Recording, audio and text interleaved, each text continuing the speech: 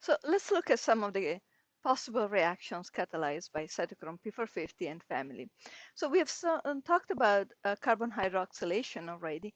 The same type of reaction can occur at heteroatoms as well.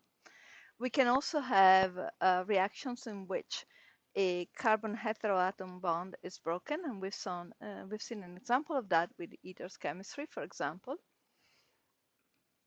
And then we've talked about other reactions such oxidation of aromatic systems with the formation of epoxides. Other reactions have to do with basically destroying peroxides. And also, a more unusual reaction is a reductive reaction, so can also be carried out by cytochrome P450. And this is one in which the substrate is the tetrachloromethane, and that gets oxidized formally at ketone. In reality, this is still a reaction of oxidation by, well, hydroxylation, I should say, and then reduction to ketone. So let's look at the aromatic hydroxylation in a little more detail. Basically, these reactions have as an intermediate an epoxide and happen faster in so-called activated bonds, rings rather. So rings that are electron rings and electron rich.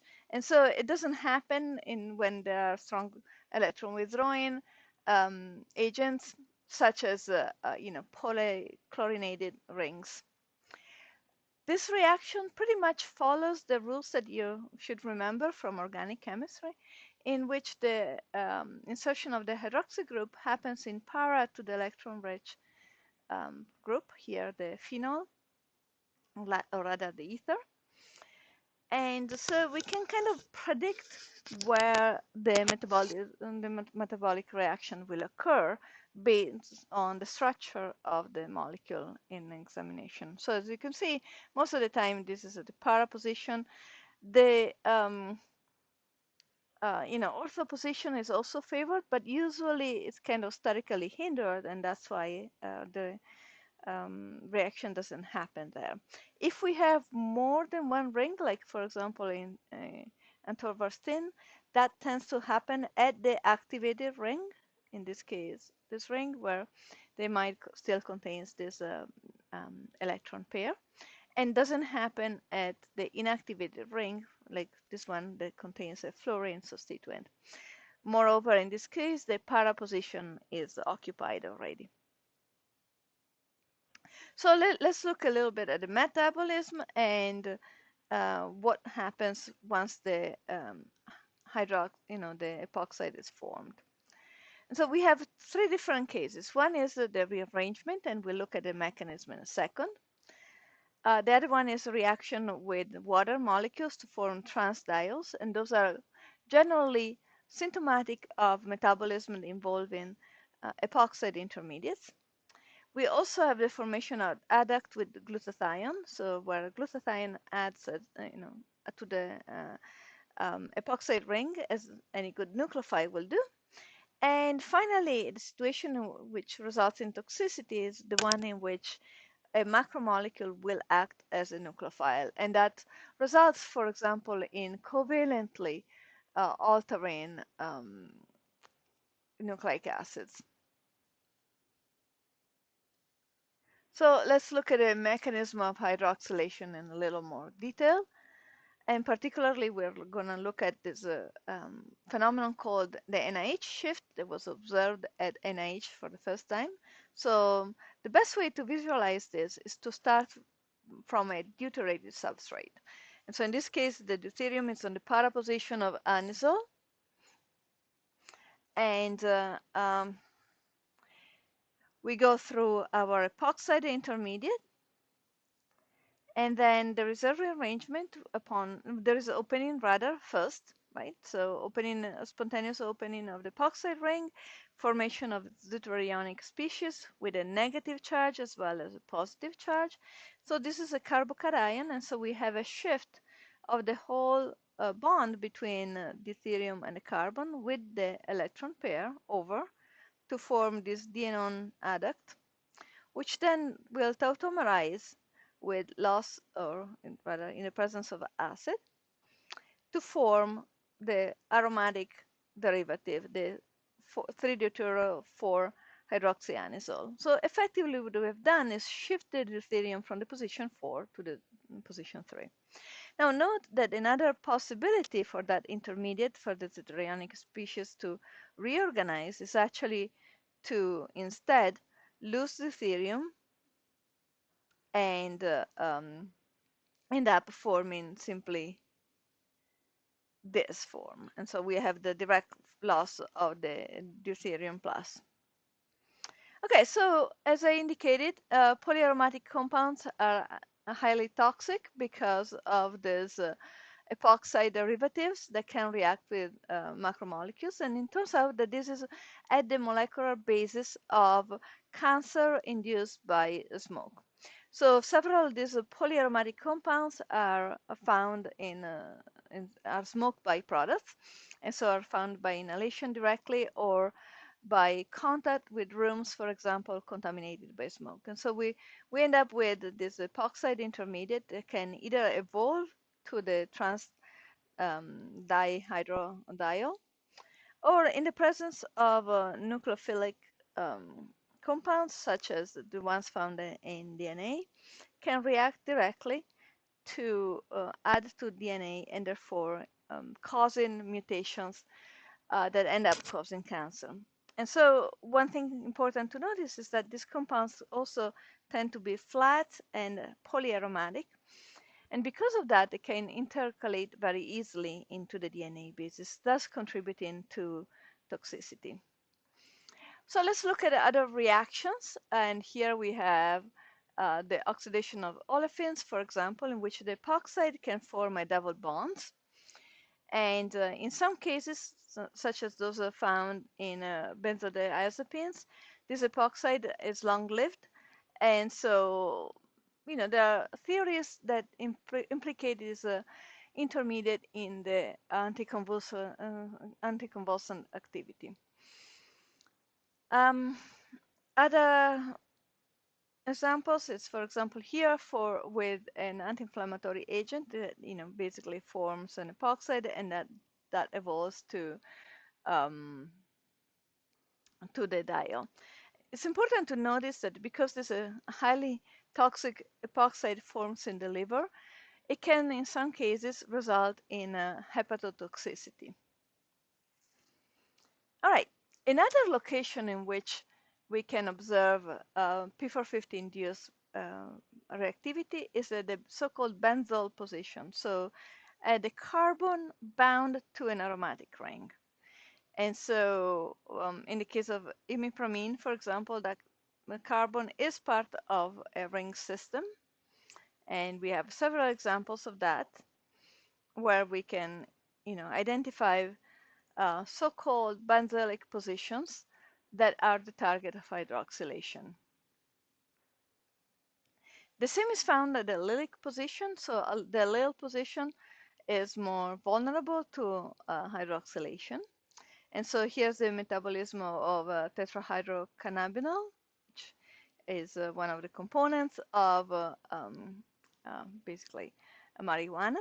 And so what we see here is that this carbon acts as an allylic position, gets hydroxylated together. Well, actually, this is the benzylic and the allylic position, together with this position here, which is the allylic position. And for the allylic position, we have two possible enantiomers being formed. And so these three metabolites are the main metabolites of tetrahydrocannabinol.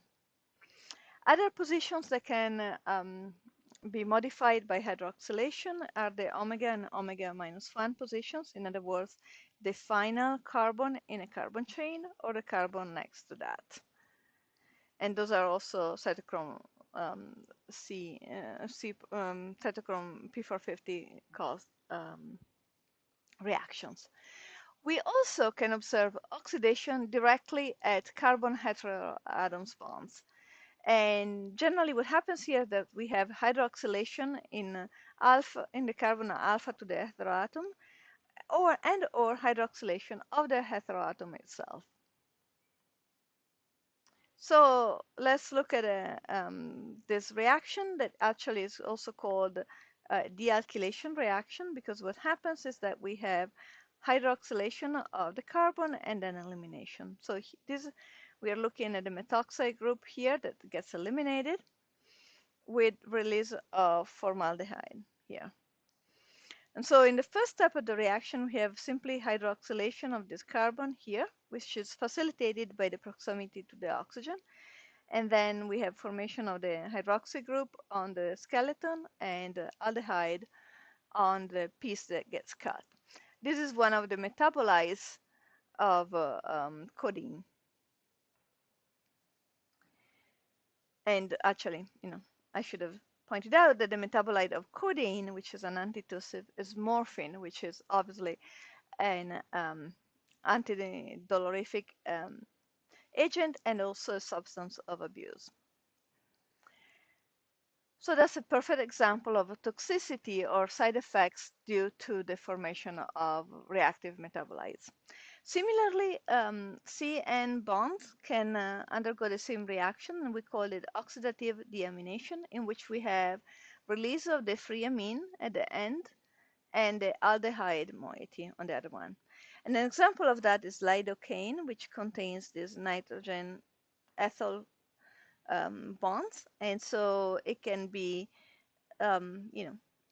deaminated oxidatively to release the aldehyde and the free amine here, and that can happen twice until both ethyl groups are removed.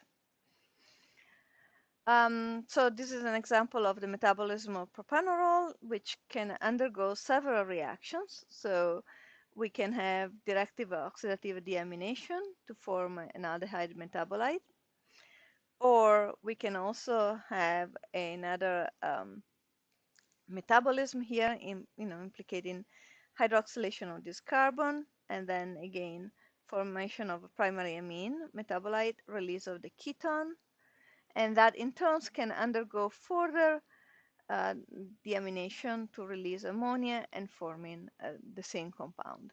So we have several paths to the same final metabolite. Phentermine is another example of a drug that acts at that gets hydroxylated, both at the aromatic ring and directly at the heteroatom. And notice that the hydroxylation of the alpha carbon here cannot happen because that carbon is tertiary, and one of the prerequisites for this reaction is the presence of a carbon-hydrogen bond. Here's another example that we'll see in due time of the metabolism of norepinephrine, which can be, so it's a neurotransmitter that gets metabolized by first, here, methylation of one of the phenol groups. So catechol O-methyl transferase is or COMT is the enzyme in charge of that, and can act at different levels. It can act together with the monoamine oxidase, which basically releases this ammonia group and yields the aldehyde. Aldehydes in turn can be reduced to alcohol, and the alcohol can be alkylated by the COMT. And so this complex interplay of enzymes ends up, generating a number of metabolites, so 7 possible metabolites from a single molecule. Oftentimes, metabolism is actually necessary to activate the drug. For example, this drug here, which is cyclophosphamide, which is an anti-cancer agent, relies on metabolism and specifically on hydroxylation at this position to be activated. And as we'll see in due time, so what happens here is that we have ring opening, release of the group, and formation of 2 molecules.